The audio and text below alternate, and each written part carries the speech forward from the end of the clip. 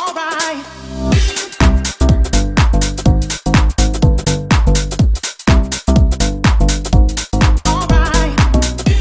What's up guys, Jordan95 Gaming here and welcome to the next episode of Transfer Talk. I hope you're all enjoying the Euros. We will talk about the Euros in Let's Talk Football towards the end of the week guys. The first player we have is ADEBAYOR, who's been confirmed a £30 million move to United. I'm very pleased with this signing. A bit overpriced obviously, but with the prices nowadays for young talented players, it's not exactly surprising that a player like that goes for that price. So guys, let me know what you United fans think of that. I am also a United fan, I'm very happy with it personally. Next guys, we have Gary O'Neill, who has gone on a free to Bristol City from Norwich. A very good one for Bristol in my opinion there. A very experienced player, Gary O'Neill. Been around, done it all, and in the lower leagues. And will provide a bit of steel in their midfield for their campaign next year. Next guys, we have Michael CARRICK, who has signed a 1-year deal, 1-year extension on his contract. Jose, that was one of Jose's first things of doing since he become manager. I'm very happy with that. A very important player for us. Still can pass the ball like mad and he can still do a job. Next guys, we have Kolo Touré, who has been released by Liverpool. There are a lot of released ones. Most of this episode is released ones guys, because clubs did announce their released squads. But yeah, Touré again, one that Liverpool fans were annoyed about. Next guys, we have Wes Brown, who is one of many players that Sunderland have released, especially high caliber players. Wes Brown would be a quality signing for anyone in my opinion. He's a former United legend and literally he could do a job there still, I think, and I think you should be looking out for him. Next we have Victor VALDES, who has been released by United. Again, another one that's not too surprising really. He fell out of Van Gaal, and then I think there were a few people wondering what was going to happen with him when Mourinho come in, but as expected he has been released. Next guys, we have Nick Powell, who has been released from United too. He was on a loan spell at Hull last year, but didn't really impress at Hull.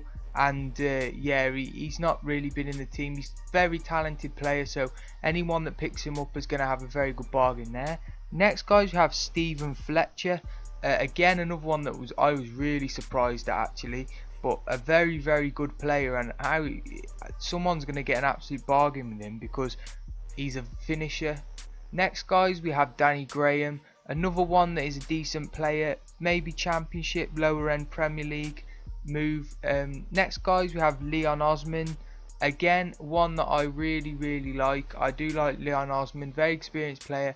I wouldn't be surprised to see him retiring though, but you never know, players go on for longer these days, so you might see him in the Championship or lower end Prem.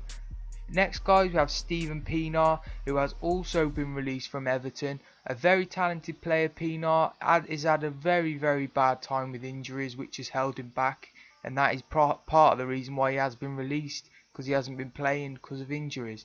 But when he does play, he's a very talented player.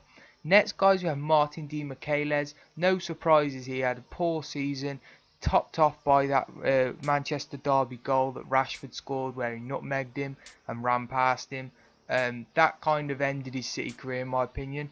Next guys, we have Flamini, who's released by Arsenal, along with obviously the likes of Arteta and Vizicki, which we have covered in other episodes.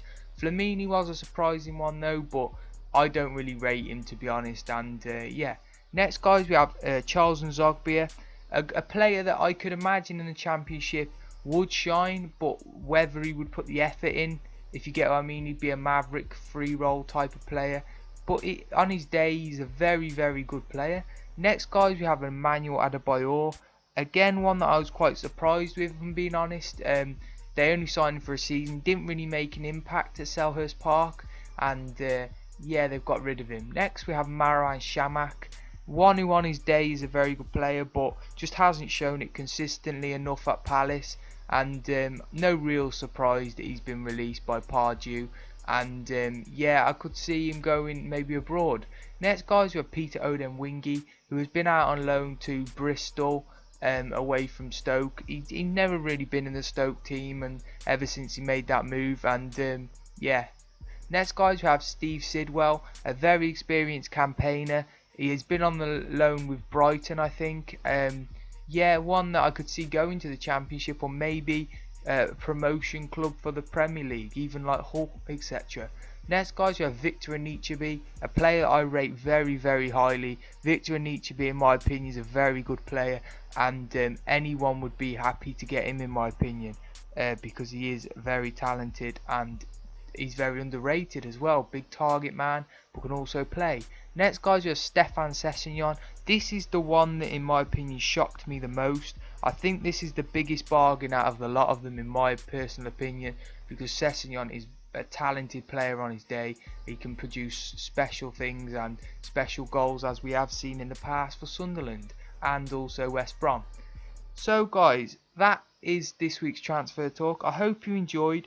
Let me know who you think's the best free agent so far, and I'll see you soon guys. Bye.